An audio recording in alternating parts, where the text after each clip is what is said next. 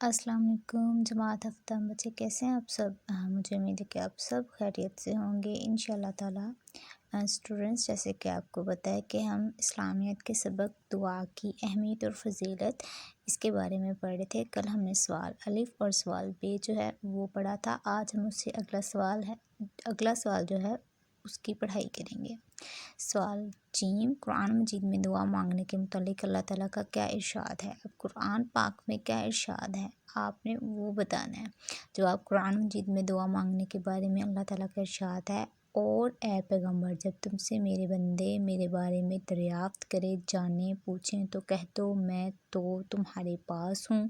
جب کوئی پکارنے والا مجھے پکارتا ہے تو میں اس کی دعا قبول کرتا ہوں۔ سوال دال، دعا مانگنے کے کوئی سے 5 آداب بیان کریں۔ ویسے تو دعا مانگنے کے بہت سے آداب ہیں، لیکن یہاں پر ہم صرف 5 کا ذکر کریں گے۔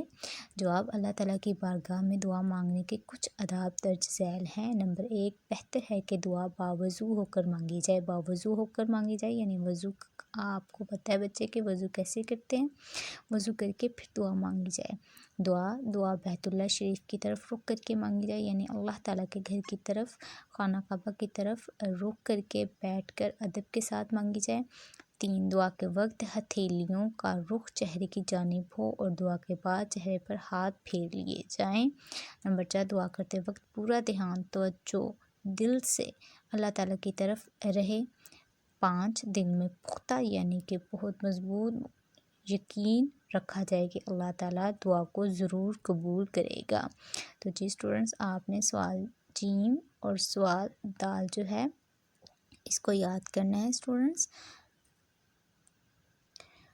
اور اس کے ساتھ ساتھ اپنا بہت سارا خیال رکھنا ہے۔ اوکے اسٹوڈنٹس، اللہ حافظ۔